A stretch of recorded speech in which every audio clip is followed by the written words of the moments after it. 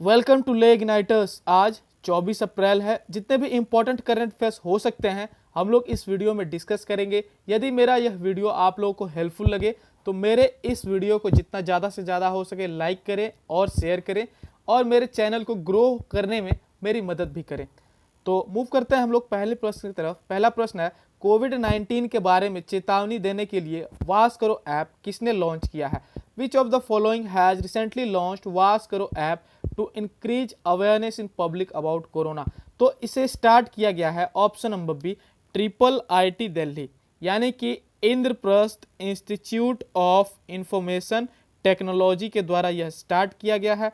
इस ऐप में 3 ध्यान देने योग्य बातें हैं। सबसे पहली चीज़ कि इसमें कोरोना से रिलेटेड जो भी जानकारियां हैं वह हिंदी ऑडियो में भी उपलब्ध है, ताकि जो भी व्यक्ति किसी चीज़ को पढ़ ना सके या तो हिंदी या इंग्लिश को अगर वह पढ़ नहीं सकता है तो हिंदी ऑडियो का सहारा लेके कोविड-19 के बारे में जानकारी प्राप्त कर सकता है।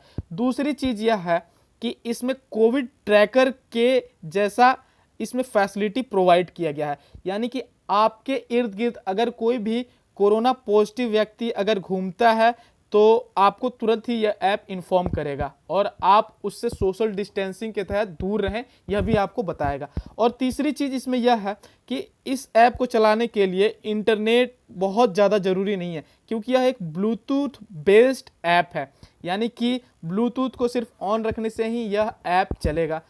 और मूव करते हैं हम लोग दिल्ली के और भी कुछ जो पहल स्टार्ट किए गए थे। जैसे दिल्ली ने कुछ दिन पहले ही 5T प्लान स्टार्ट किया था, जिसमें टी का फुल फॉर्म था टेस्ट था, ट्रेसिंग था, ट्रीटमेंट था, टीम वर्क और ट्रैकिंग।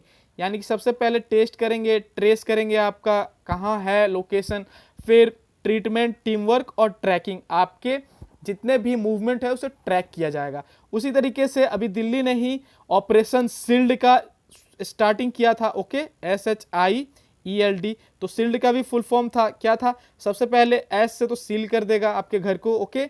उसके बाद एच से होम ऑफ क्वारंटाइन, यानी कि आपको क्वारंटाइन में भेजा जाएगा। आई से आइसोलेशन ऑफ इन्फेक्टेड पर्सन। उसके बाद ई से इसेंशियल सर्विस इंश्योर्ड। फिर एल से क्या था? एल से था लोकल सैनिटाइजेशन और डी से था door to door service, okay. उसी तरीके से इसने अभी कुछ दिन पहले ही स्टार्ट किया था एसएस कोरोना। मैंने कल ही परसों में बताया था आपको कि एसएस कोरोना जो है ऐप वो भी स्टार्ट किया गया है दिल्ली के द्वारा ही, और इसमें डोर टू डोर सर्वे किया जाएगा। तो मूव करते हैं हम लोग क्वेश्चन नंबर 2 की तरफ। क्वेश्चन नंबर 2 है, world book and copyright day हाल ही में कब मनाया गया?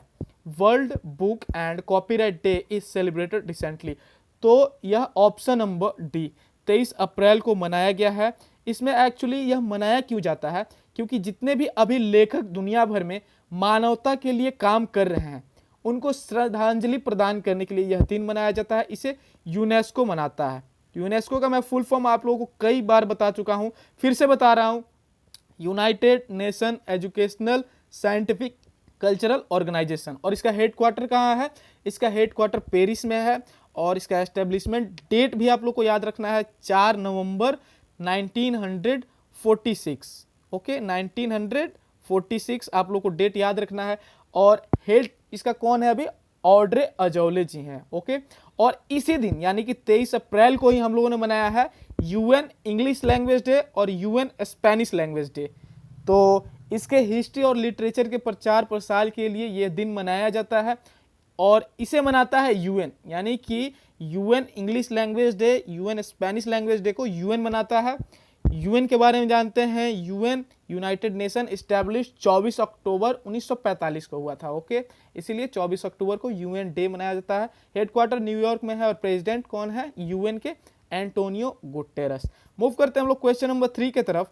हाल ही में किस राज्य सरकार ने अब्धमित्रा ऐप और हेल्पलाइन नंबर 14410 को लॉन्च किया है? Which state government has recently launched अब्धमित्रा app and helpline number 14410 for low risk corona cases. यानी कि जिस भी व्यक्ति को लग रहा है कि मुझे कोरोना का सिम्टम हो गया है या मुझे थोड़ा सा सर्दी खांसी बुखार है, तो उन्हें इस ऐप के द्वारा चेकअप किया जाएगा और कंफर्म किया जाएगा। यदि वो लोग पकड़े जाते हैं पॉजिटिव तो उन पे फिर दवा उपचार किया जाएगा, okay.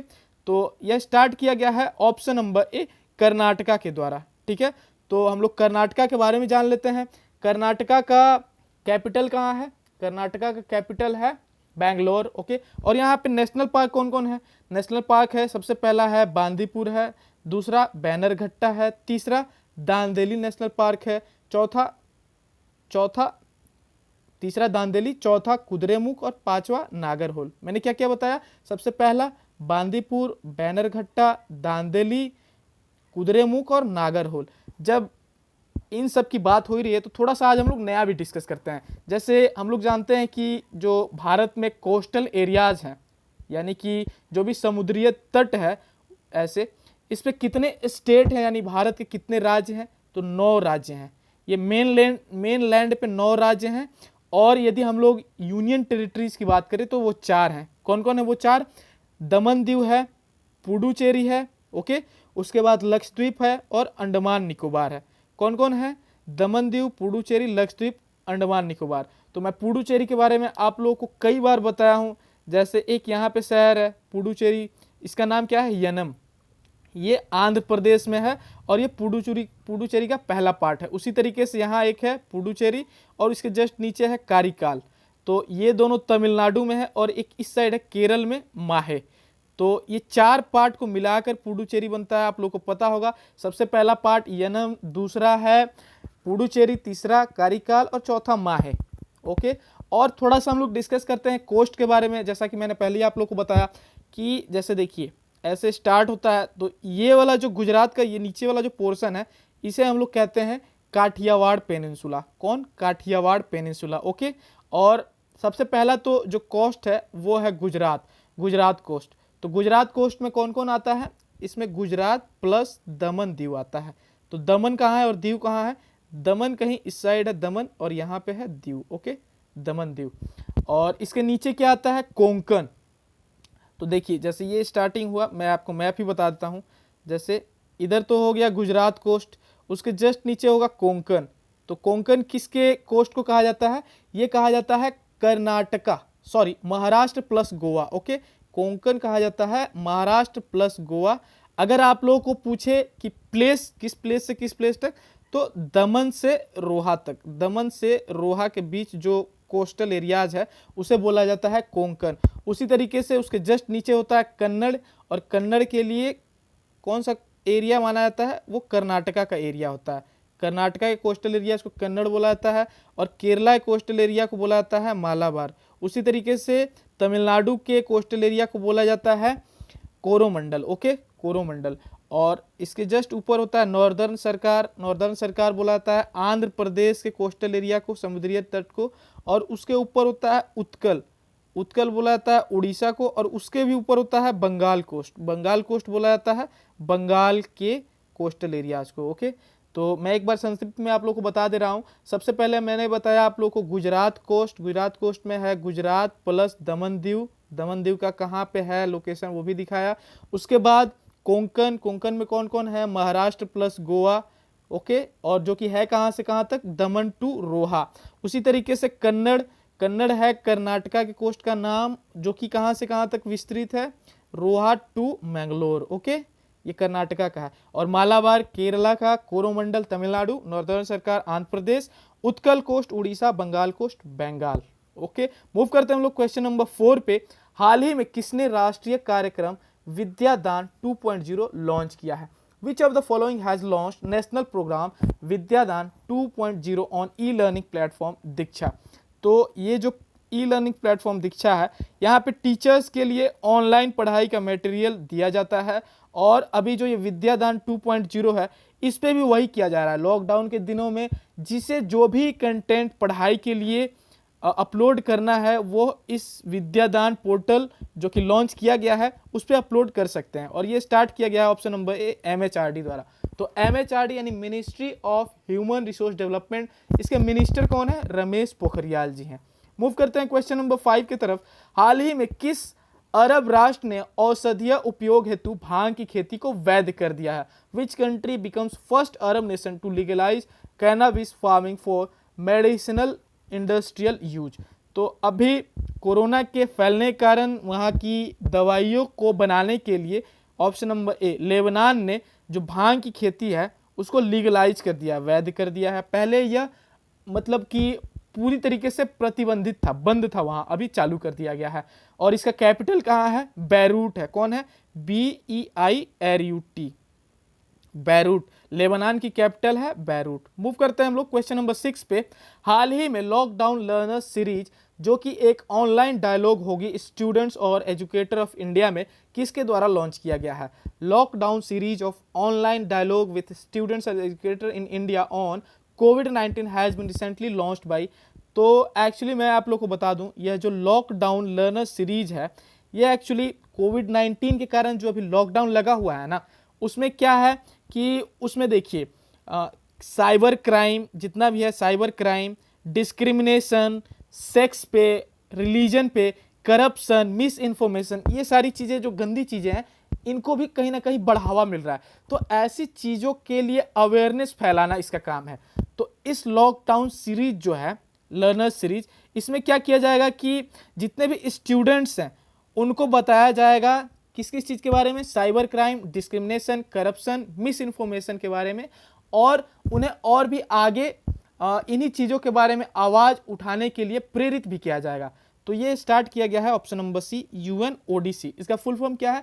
United Nations office on drug and crime. क्या है? United nation office on drug and crime. तो इसके द्वारा स्टार्ट कर दिया गया है। मूव करते हैं हम लोग क्वेश्चन नंबर 7 पे। हाल ही में किन दो भारतीय वेट लिफ्टर्स ने टोक्यो ओलंपिक के लिए क्वालिफाई कर लिया है? What is the name of two Indian weight lifters who recently qualified for Tokyo Olympics confirmed by International Weight Lifting Federation? तो अभी ये ऑप्शन देख के आप लोगों को तो बहुत ही आसान लग रहा होगा, मीराबाई चानू और जेरेमी लारिनुंगा। इन दोनों ने क्या किया है कि अभी टोक्यो ओलंपिक्स के लिए क्वालिफाई कर लिया है, और ऐसा बताया जा रहा है इंटरनेशनल वेट लिफ्टिंग फेडरेशन के द्वारा। तो इसका हेडक्वार्टर कहाँ है आप लोग कमेंट सेक्शन में बताएं। मूव करते हैं क्वेश्चन नंबर 8 पे। हाल ही में किसने 2022 में बर्मिंघम अमेरिका में होने वाले विश्व प्रसिद्ध खेल का लोगो का अनावरण किया है? Which of the following has recently unveiled new logo title for 2022 games in Birmingham, USA? तो अभी लोगो का अनावरण किया गया है option number A, world games 2022 Birmingham द्वारा। ओके, तो अभी होता क्या है, जैसे कि समर ओलंपिक्स के जस्ट एक साल बाद यह कंडक्ट कराया जाता है, और अभी हम लोग को पता है कि समर ओलंपिक्स जो टोक्यो में था वो 2021 के लिए स्थगित कर दिया गया है। तो उस हिसाब से ये जो गेम है अभी 2022 में होगा। ओके, पहले ये 2021 में होना था जुलाई में, अब 2022 में होगा, इसलिए इसका नया लोगो का अनावरण किया गया है। और अब हम लोग मूव करते हैं क्वेश्चन नंबर 9 की तरफ। केंद्रीय स्वास्थ्य मंत्री हर्षवर्धन सिंह ने कौन से पहल को लॉन्च किया है जिससे भारत में लाखों व्यक्तियों से बातचीत हो सकेगी? Union minister of health and family welfare doctor Harshvardhan launched which platform that aims to establish a direct channel of language with millions of Indians amid pandemic? तो अभी हमारे केंद्रीय स्वास्थ्य मंत्री हर्षवर्धन सिंह जी ने अभी ऑप्शन नंबर सी, इंडिया सेवा, कोविड इंडिया सेवा को लॉन्च किया है, और इसके तहत जितने भी लाखों जो व्यक्ति फंसे हुए हैं इस पैंडेमिक में, उनसे बातचीत की जा सकेगी और किसी भी कंफ्यूजन या क्वेरीज को हल किया जाएगा। तो अब हम लोग मूव करते हैं क्वेश्चन नंबर 10 की तरफ। हाल ही में TCS ने किस देश में अपना पूर्ण डिजिटल बैंक लॉन्च करने की घोषणा की है? तो सबसे पहले तो TCS का फुल फॉर्म जानते हैं। TCS का फुल फॉर्म क्या है? Tata consultancy services. Tata consultancy services भारतीय कंपनी है। इसने ऑप्शन नंबर बी, इजराइल में अभी एक ऐसा बैंक का इस्टेब्लिश करने की घोषणा किया है जो पूरी तरीके से डिजिटल होगा, और ये किया जाएगा 2021 में, जिसमें कि मैं आप लोगों को थोड़ा सा बताऊं इसके बारे में कि इसका कोई भी फिजिकल बैंक कोई भी नहीं रहेगा, यानी कि फिजिकली इसका कोई भी बैंक प्रेजेंट नहीं रहेगा, सारा चीज़ डिजिटल रहेगा। लोगों को डिजिटली ही सब कुछ करना होगा, जैसे भी जो ट्रांजैक्शन है या जो पैसा जमा करना है, इसमें लोगों का टाइम बचेगा और करप्शन भी काफ़ी हद तक कम हो जाएगी। तो अब हम लोग इसका कैपिटल जानते हैं। इजराइल का कैपिटल कहाँ है? जेरूसलम है। मूव करते हैं हम लोग क्वेश्चन नंबर 11 की तरफ। हाल ही में किस देश ने नई डिजिटल करेंसी DCEP लॉन्च किया है? Which of the following country has recently launch digital currency named as DCEP? तो इसे DCEP को जो लॉन्च किया है उस देश का नाम ऑप्शन नंबर डी, चाइना है। तो चाइना ने DCEP, इसका फुल फॉर्म क्या होता है? DCEP का फुल फॉर्म होता है डिजिटल करेंसी इलेक्ट्रॉनिक पेमेंट। क्या होता है? Digital currency electronic payment. चीन ने इसे स्टार्ट कर दिया है। तो चीन के बारे में जानते हैं। कैपिटल कहाँ है? कैपिटल है बीजिंग में, और इसका करेंसी है रेनमिनबी। यहाँ के प्रेसिडेंट है साई जिनपिंग। ओके, और भारत और चीन के बीच में कौन सी बाउंड्री है? तो उसका नाम है मैकमोहन।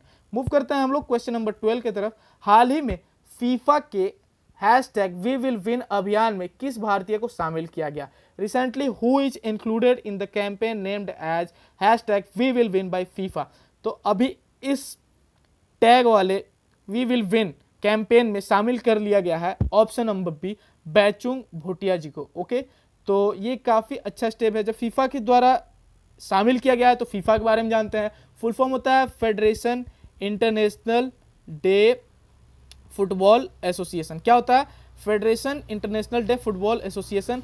और इसका एस्टेब्लिशमेंट हुआ था 1904 में। हेडक्वार्टर कहाँ है? Zurich, Switzerland. और हेड अभी कौन है? जो प्रेसिडेंट है जियानी इन्फेंटिनो। कौन है? Gianni Infantino.